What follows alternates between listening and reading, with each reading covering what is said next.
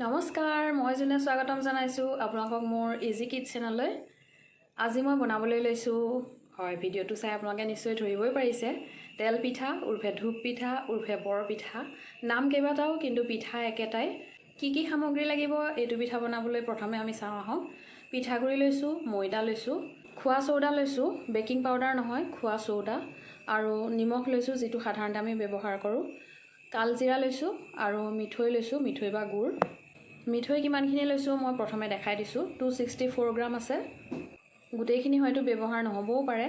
পিঠাগুড়ি লৈছোঁ মই 2 কাপ। বৰা চাউল আৰু উহোৱা চাউলৰ পিঠাগুড়িৰ বাদে যিকোনো খোৱা চাউলৰ পিঠাগুড়ি হ'লেই হ'ল। কাপটোৰ জোখটো মই দেখাই দিছোঁ, 240 ml হয়। এইটো কাপৰ মই 2 কাপ লৈছোঁ। একেটা কাপৰে মই ময়দা লৈছোঁ আধা কাপ, একেলগে মই দি দিম।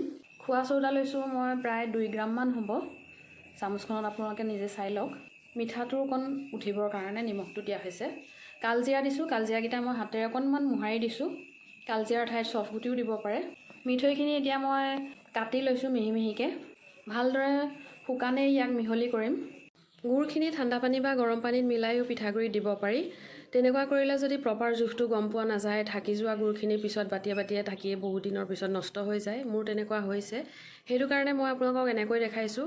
ইয়াত মই 264 গ্ৰাম লৈছোঁ, অলপ বেছিকৈ লৈছোঁ আপোনালোকক দেখাবৰ বাবে। এতিয়া যিকণ গুড় ৰখি গৈছে কণ্টেইনাৰত থৈ দিলে পিছত ব্যৱহাৰ কৰিবলৈ সুবিধা হয়। গোটেইখিনি ভালদৰে মোহাৰি দিম। মিঠৈৰ গোটা গুটি থাকিলে সেইখিনিও ভাঙি দিম। ধুনীয়াকৈ মিহলি হৈ গৈছে। এতিয়া অলপ অলপকৈ পানী দিম। একেকোবে পানী দিব নালাগে, অকণমান দিব, মোহাৰি ল'ব, অকণমান দিব, মোহাৰিব। মই ঠাণ্ডা পানীয়ে ব্যৱহাৰ কৰিছোঁ, মানে নৰ্মেল পানীটো, ফ্ৰিজৰো নহয় বা গৰম পানীও নহয়।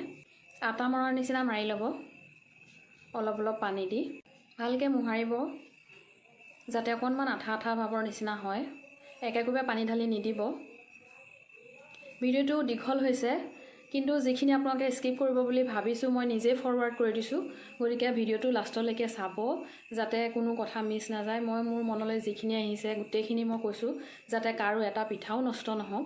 আপোনালোকে স্কিপ কৰিলে মাজত যদি কিবা দৰকাৰী কথা গুচি যায় আৰু পিঠাটো ভালকৈ নুঠে, পিছত নক'ব আৰু যোন তুমি নক'লা। মোৰ মনলৈ যিখিনি আহিছে মই গোটেইখিনিয়ে ক'বলৈ চেষ্টা কৰিছোঁ। তাৰ মাজতো যদি কিবা থাকি গৈছে আপোনালোকে কমেণ্ট কৰিব। কাৰোবাৰ পিঠাটো নুঠে, কাৰোবাৰ বেকা হয়, ফুলি নাযায়। গতিকে মই যিমানখিনি পাৰোঁ প্ৰপাৰ জোখ দিবলৈ চেষ্টা কৰিছোঁ। আপোনালোকে এনেকৈ বনাব, জোখটো কম বেছ কৰি নিজেই আন্দাজ কৰি ল'ব। মই প্ৰায় আধা কেজিমান পিঠাগুড়ি ল'লোঁ আৰু এইখিনি পিঠাগুড়ি দি প্ৰায় 50টামান পিঠা হৈ যায়। আপোনালোকৰ লগত কথা পাতি পাতি মই ইয়াৰ পিঠাগুড়িখিনি অলপ অলপ পানী দি মিক্স কৰি আছোঁ। প্ৰায় 10 মিনিটমান এনেকৈ মিক্স কৰিব লাগে, তেতিয়া ভাল হয়। আপোনালোকেও এনেকৈ অলপ অলপ পানী দি 10 মিনিটমান মিক্স কৰি থাকিব। এইখিনি আমাৰ ইয়াত হৈ গৈছে। এইখিনি মই এতিয়া অলপ সময় ৰাখি দিম, প্ৰায় আধা ঘণ্টাটো ৰাখিবই লাগে। যদি আগতীয়াকৈ বনাম বুলি ভাবি থয় তেতিয়াহ'লে আবেলি বনাবলৈ হ'লে আপোনালোকে ৰাতিপুৱা পিঠাগুড়িটো মিলাই থ'ব পাৰে, আৰু ৰাতিপুৱা বনাবলৈ হ'লে ৰাতি মিলাই থ'লেও একো কথা নাই, তেতিয়া পিঠাটো আৰু বেছি ভালহে হয়। মাজতে আলহী আহি গ'ল আৰু এইখিনি মোৰ প্ৰায় 45 মিনিটমান হৈ গ'ল। তো এইখিনি চাওকচোন কেনেকুৱা থওঁতে কেনেকুৱা আছিলে, আৰু এতিয়া বহুতখিনি ডাঠ হৈ গ'ল। ডাঠ হৈয়ে যায়, আপোনালোকেও এনেকৈ চাই ল'ব। ডাঠ হ'লে আকৌ অলপ পানী দিব, পানী দি ভালদৰে মিহলাব যাতে গোটা গুটি নাথাকে, সেইটো খেয়াল কৰিব। অলপ অলপ পানী দি আকৌ মিলাই ল'ব। চামুচৰ সহায়ত মিলালেও হয়, মই হাতেৰে বেছি সুবিধা পাওঁ সেইকাৰণে মই হাতেৰে মিলাইছোঁ। এয়া আমাৰ বেটাৰটো চাওক কেনেকুৱা হৈছে। ওপৰৰ পৰা দিওঁতে মানে ছিগি অহা নাই, আৰু এনেকুৱাই হ'ব লাগে। এতিয়া এনেকুৱা গোল চামুচ এখনৰ সহায়ত আমি পিঠা দি যাম। গেছত মই হাই ফ্লেমত এখন কেৰাহী পাতি দিছোঁ, তেল দিছোঁ অলপ সৰহকৈ। এইখন মোৰ পিঠা বনোৱা কেৰাহীয়ে হয়, সৰু টাইপটো, লোহাৰ কেৰাহী। যিহেতু এইটো তেল পিঠা গতিকে তেল অকণমান সৰহকৈ দিবই লাগিব। আৰু তেলখিনি গৰম হোৱাৰ পিছতেই মই গেছৰ ফ্লেমটো মিডিয়াম কৰি দিছোঁ, আৰু ইয়াত এতিয়া মই চামুচখনৰ সহায়েৰে এটা পিঠা দিম।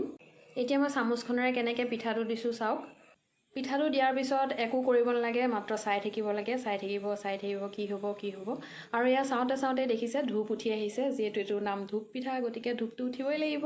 নিজে ফুলি আহিব, একেবাৰে লৰচৰ নকৰিব, চামুচ নলগাব। দেখিছে কি ধুনীয়াকৈ ফুলি আহিছে। ফুলি অহাৰ লগালগ লুটিয়াই দিব নালাগে, ফুলি অহাৰ পিছতো অকণমান সময় ৰখিব, তাৰপিছত লাহেকৈ লুটিয়াই দিব। এনেকৈ ইলুটি খিলুটি কৰি প্ৰায় 4-5 মিনিটমান ৰাখিব। পিঠাৰ ৰংটো নিজৰ ওপৰত নিৰ্ভৰ কৰিব। আপুনি যদি বেছি ৰঙা বিচাৰে তেতিয়াহ'লে অলপ বেছি সময় ৰাখিব। খুব ধুনীয়া এটা কালাৰ হৈছে, এনেকুৱাতে নমাই দিব পাৰি আৰু। পিঠাটো ডাঙৰ হয়, সেইটো কাৰণে ইয়াৰ নাম বৰপিঠা। সৰুকৈও বনাব পাৰি, মই বনাই চাইছোঁ। একেই হয়, টেষ্টটোতো একেটাই নিশ্চয় হ'বই, কিন্তু কিবা এটা ভাল নালাগে, মানে নাম চাই কাম আৰু। বৰপিঠা বৰপিঠাই। আকৌ এটা দিছোঁ, চামুচখনেৰে দিয়াটো চাওক। গেছৰ ফ্লেমটো মিডিয়ামে ৰাখিব। নিজে নিজে ফুলি আহিব, ফুলি আহিলে দেখিও ভাল লাগে। ফুলি অহাৰ লগালগ নলৰাব, মই বাৰে বাৰে কৈছোঁ। মই এতিয়া জোখমতে যদি সামগ্ৰীখিনি লয় তেতিয়াহ'লে প্ৰত্যেকটো পিঠাই নিশ্চয় ভাল হ'ব, কিন্তু কিবা কাৰণত যদি জোখটো ইফাল সিফাল হয় তেতিয়াহ'লে প্ৰথম পিঠাটো দিওঁতে চাব, পিঠাটো যদি ধুনীয়াকৈ ফুলি নাহে, অকণমান টিউমাৰ নিচিনা বাঢ়ি যায়, বেকা হৈ যায় বা কিবা তেনেকুৱা ধৰণৰ হয়, ভয় নাখাব বোলে ইমানখিনি পিঠাগুড়ি ল'লোঁ এতিয়া নষ্ট হ'ব বা পিঠাবোৰ এনেকুৱা হ'ব নেকি, ভয় খাব নালাগে। আপোনালোকে চাহ খোৱা চামুচৰ এচামুচমান ময়দা ল'ব, লৈ খুব ভালদৰে মিলাব লাগে। 10 মিনিটমান আকৌ ৰেষ্ট দিব পিঠাগুড়িখিনি দি, আকৌ মিলাই ল'ব চামুচৰ সহায়েৰে, মিলাই লৈ দিব। নিশ্চয় প্ৰত্যেকটো পিঠা আপোনালোকৰো ভাল হ'ব। দুটা পিঠা খুব ধুনীয়াকৈ হৈছে। এইটো পিঠাও মন কৰক, স্কিপ নকৰিব। পিঠাটো দিছোঁ, আপোনালোকে পিঠাটো লক্ষ্য কৰিছে, কিন্তু তাৰ কাষতে দেখিছেনে লালুকিৰ নিচিনা এটা ঘূৰি ফুৰিছে। এনেকুৱা বহুত হয়, কৈছে মোক। এইটো কিহৰ কাৰণে হয় মই আপোনালোকক কৈ আছোঁ।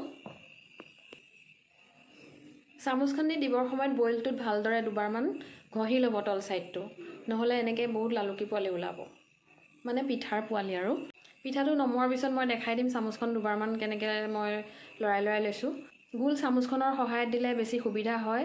1 চামুচ পিঠাগুড়ি ল'লে গোটেই পিঠাখিনি এটা ছাইজত আহে, দেখিবলৈ ভাল লাগে। কাপেদিও দিব পাৰি, নহ'লে বাতি দিও দিব পাৰি, কিন্তু এইখন চামুচেদি দিলে বেছি ভাল হয়। সকলোৰে যাতে প্ৰতিটো পিঠাই ভাল হয়, মই মোৰ ফালৰ পৰা যিমান পাৰোঁ সিমান চেষ্টা কৰিছোঁ, গতিকে এইখিনিতে লাইক এটা কৰি দিব পাৰে আৰু। বৰ্তমান বজাৰত এইটো পিঠাৰ যথেষ্ট চাহিদা আছে। বিহুৰ সময়তেই হওক বা যিকোনো সময়তেই হওক মানুহে এইটো পিঠা আঁকোৱালি লয়।